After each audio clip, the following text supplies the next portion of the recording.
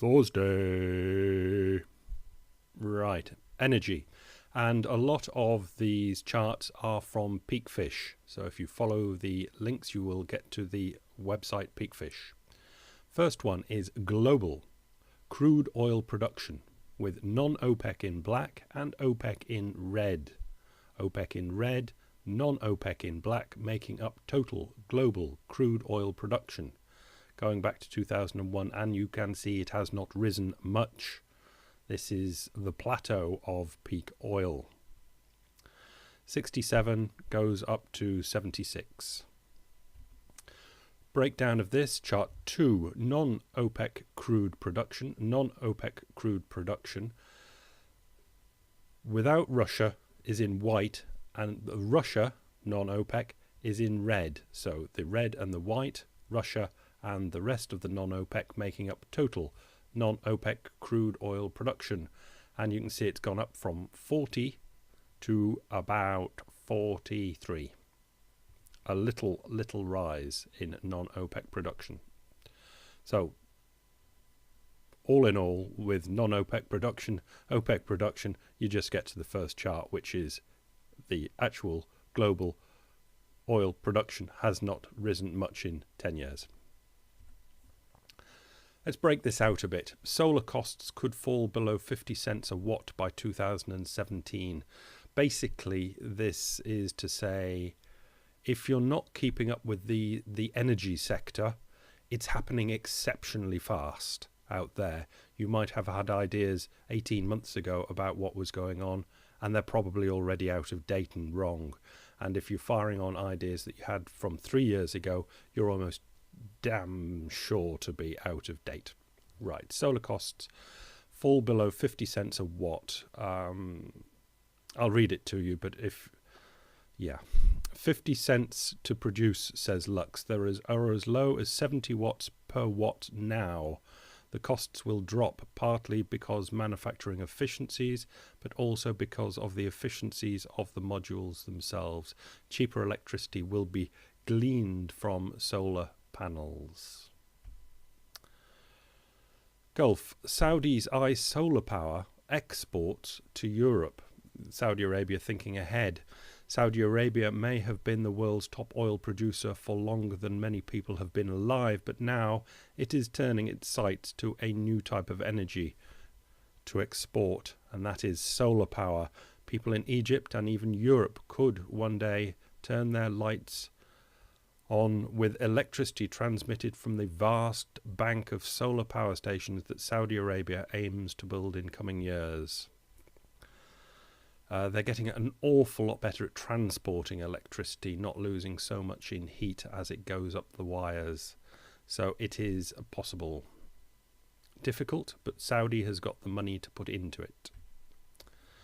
What we've got here, because that was about maybe exporting solar Saudi energy to Europe, this is contribution of solar and wind consumption in yellow in total EU electricity generation.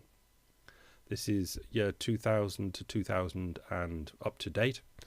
And as you can see, the chart, well, let's just look at the tops to start with. It was increase till the crash. Then we get the Great Recession, it comes down. Then it went up because everything was going to be fine again. And now we've got austerity and the double dip recession in Europe. So those are the tops of the graph there. And what we have is contribution of solar and wind consumption. Solar and wind in yellow. And as you can see, this is to total EU electricity generation, how it's increased from bugger all in the year 2000 to very significant, bordering on half now. To the FT again, which is still dubious on energy. Commodities section. Saudis cut oil output to lowest in a year. Saudi Arabia has cut oil output to its lowest level for a year as combination of surging US crude production and weakening economic demand has sapped demand. A sharp fall in Saudi production details which were published ahead of a meeting in Vienna of the OPEC cartel contrast with surging US energy output as hydraulic fracturing or fracking has unlocked vast quantities of shale oil and gas. And even there, the FT is slightly naughty. Well, they're writing what they're writing, but that last little sentence, surging US energy output, contrasts with surging US energy output, which is true, we'll get it in the next chart, as hydraulic fracturing or fracking has unlocked vast quantities of shale oil and gas. The sentence started with output, which is flow, and ended with having unlocked vast quantities of shale oil and gas, which is stock. In one sentence, they've got the two in there, which is naughty. Do you understand?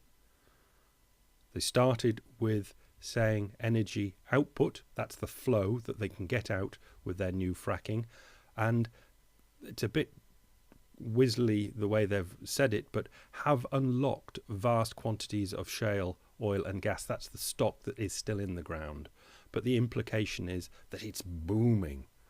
But they're having flow and stock in the same sentence to watch out for. And here we have number 7, annual average US oil production, millions of barrels per day, 1940 to 2012. Once it was up, it was up. The second peak would be Alaska, presumably, and the Gulf, and all the way down to 2007.